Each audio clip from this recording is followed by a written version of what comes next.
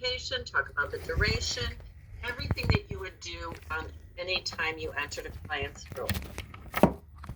Section 2 goes under general appearance, and that's things like, does someone appear their stated age?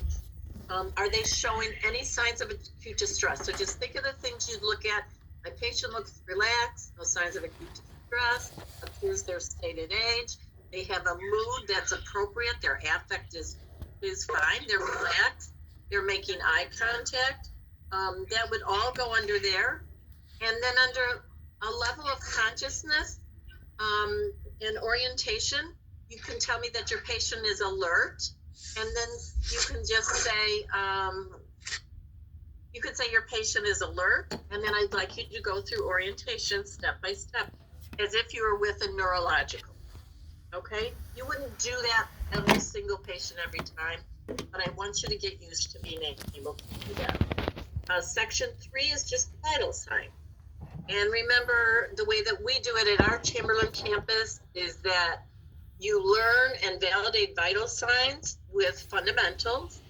And in health assessment, we then anticipate what normal vital signs would be. Okay, so then you're just going to give me some normal set of vital signs.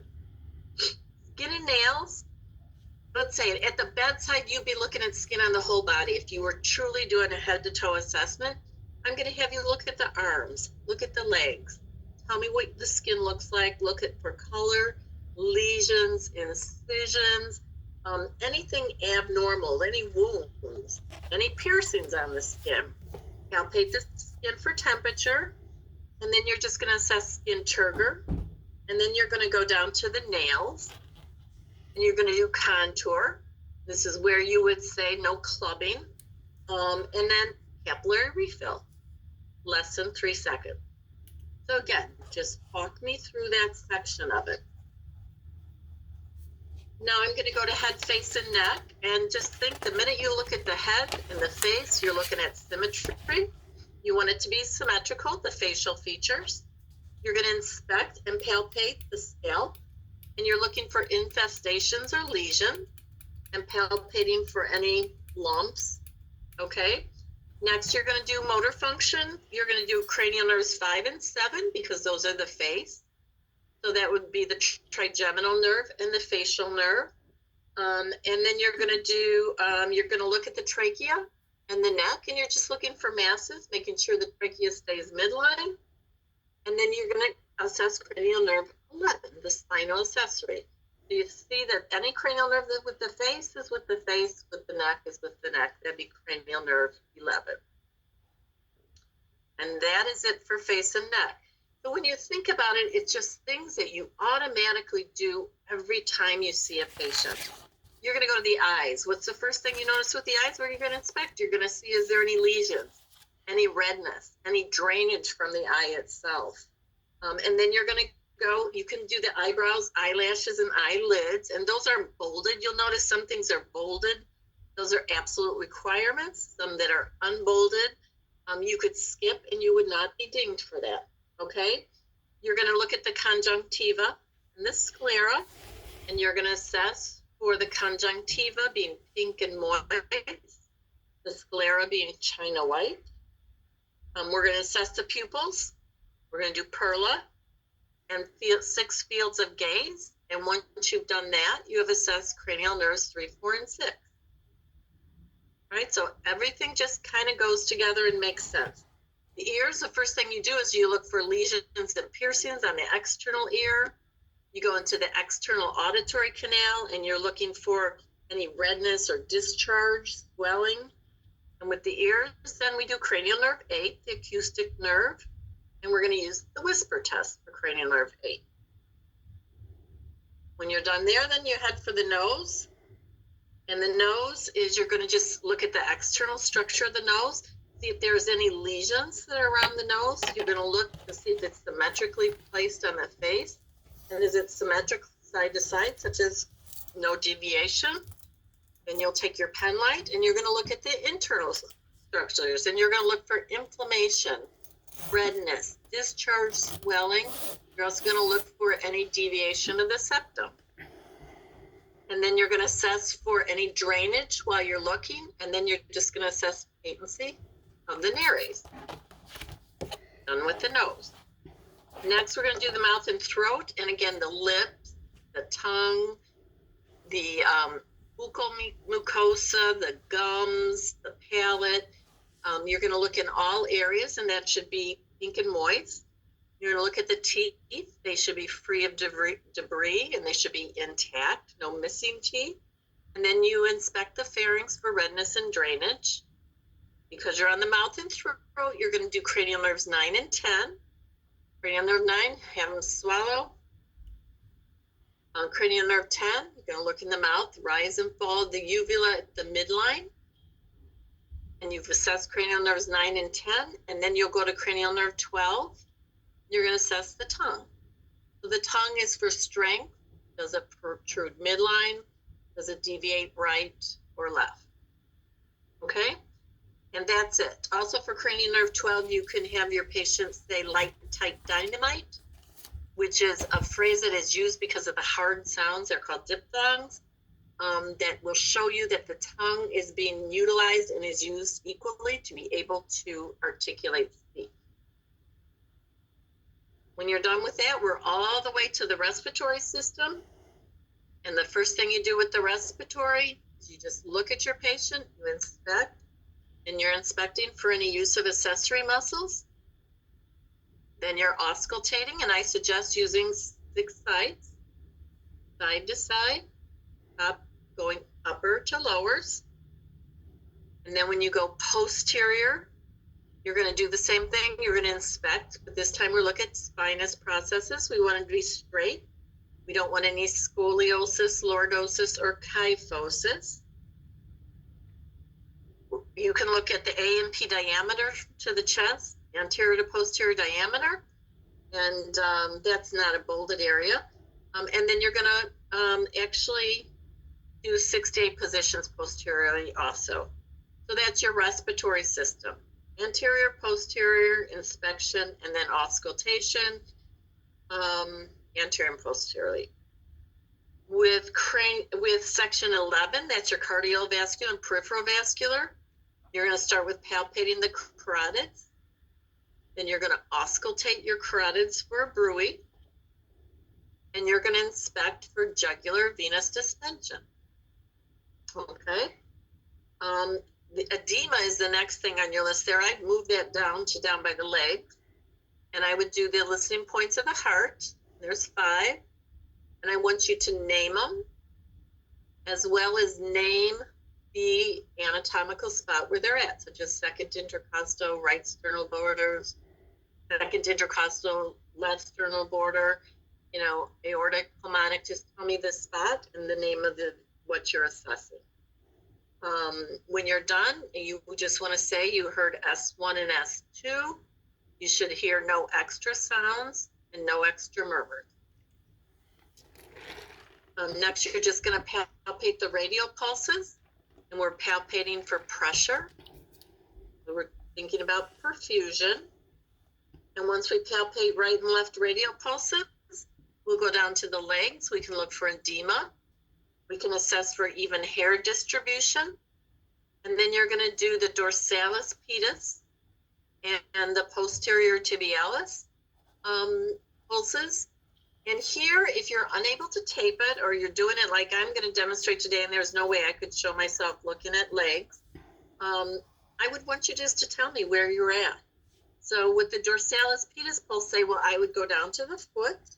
The dorsalis pedis pulse is located just lateral to the extensor tendon of the great toe on the top of the foot. I would palpate on the right side and palpate it on the left. When you go then to the posterior tibialis, just say, I'm going to take my fingers and wrap them from the outside in around the medial malleolus. And I'm going to feel between the medial malleolus and the, I always lose my word here, the medial malleolus and the Achilles tendon. I always have to think twice, Achilles. So it's right between the medial malleolus and the Achilles tendon. I'm going to press. I'm going to alter my touch just in case I obstruct it. Wait for it to come back. And now I've assessed it's 2+, and then just go to the other leg and then assess the exact same thing. After that, you're done with cardiovascular. So you can see it just kind of follows with your basic skills. The next one is going to be the GI and the urinary. And again, this would be best assessed with your patient lying down. I don't have a patient lying down. You may not either. So what you're going to do, first of all, is what we do with the abdomen. You're just going to start with your abdominal assessment, which always starts with inspection of the abdomen. From inspection, we then will do, you're going to do contour symmetry. You're going to auscultate for bowel sounds and follow the pattern of the right lower quadrant around the square to the left lower quadrant. So go right lower, right upper, left lower. Once you've auscultated in those 4 areas, you're going to say, bowel sounds present, all 4 quadrants. You can also do this while you're auscultating. You can auscultate, turn to your bell, and go and auscultate for a bruit in the abdominal aorta. And you would just say to me, I would go halfway down between the xiphoid process and the umbilicus, halfway, a little to the left, and I'm going to auscultate for a bruit and no bruit present. Once you've done that, you're going to palpate the quadrants. And again, when we palpate the quadrants, we're palpating for any masses, guarding, rigidity, or tenderness. So you're asking your patient, are you having any pain? Are you having any pain? When you completely assess the abdomen, then you're going to go to, you're just going to ask them about when was your last bowel movement? And can you tell me, are you having any difficulty with urination? Any burning on urination or difficulty with urinating? And that's your gastrointestinal and urinary assessment. So again, these are just the basics. Once you've done that, you're going to go to musculoskeletal. And it's exactly what we were talking about last week, the video you're doing for the class today. You're looking at a major upper and lower and a minor upper and lower extremity joint, symmetry and contour, and range of motion. So we had talked before that I recommend using the elbow and wrist and the knee and ankle. Once you've done that, you're just going to do sensory function of the lower extremity, and then you're going to do muscle strength, upper and lower, and then gait and coordination, which is just asking your client to walk 10 feet one way or 10 feet the other. And if you're not with a client, then you would say, at this point, I would have my client ambulate and I would assess their walking across the room and back. After that, you're done. So that's where you close, you reassess for pain, you make sure your patient's comfortable, you make sure they have a call light, you say thank you, and you do your hand hygiene. So I'm going to open it up to questions. Probably the majority of the questions had to do with things such as some of my students were saying, well, you mean we don't have to do any of the neurological assessment? Well, you are. You're doing the cranial nerves, but they're being put into the body system where they're assessed.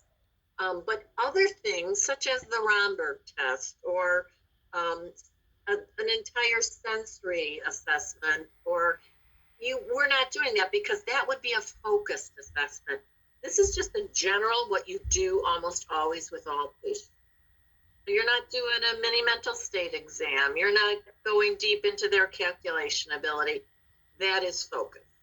This is the general. Some things we don't do, like we're not percussing. Percussion is something you have to understand, but something you're probably not going to do at the bedside. Most of you, some of you will, not most will. And so it's things like that. What kind of other things come to your mind when you think about your concerns over the head to toe? The contour for the joint, for the assessing thing, how do we state that? The contour, it just means looking at the contour of the muscle in the joint. And that to me is actually a little confusing, but it just says the contour. should be appropriate to gender and to ethnicity. And that's it, just appropriate to gender and ethnicity. That's a good question, because I've always had a little struggle with contour myself.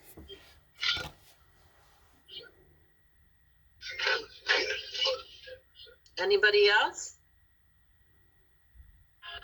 Okay, how many of you perceive that you're gonna have somebody to do this on? Say yes or raise your hand. Bessie, Anne Marie. All right, if you don't stress about it. I'm gonna show you how to do it in another way. Okay, well, if you don't have any questions, let me look at my notes here, make sure I haven't forgotten to say anything. Usually when I leave it open to discussion all week, people ask me about the RUA. And if you're thinking to ask me something about the RUA, I'm going to cover that in class on Wednesday next week. So no concerns. And I think that's it. So I think I had said to you that if I had known what was going to happen, I probably would have carried one of those mannequins out on my back. Well, they opened up the college, and guess who I have sitting with me here tonight? Got to check this one out. Anybody? Is it Garcia? That thing is still scary. It's scary as shit. I made her tongue fall out for the YouTube. Well, you know what? Maybe it's your fault, Caitlin. She's got a little cut in her mouth here, and I was wondering if that's what happened. It could have been me. Caitlin's gonna have to pay for it. No, don't tell them I did it. Mom, I'm telling you now that I did it. Well, you know, it's funny. I put glasses on her, and I had her sitting on the opposite side of the table, so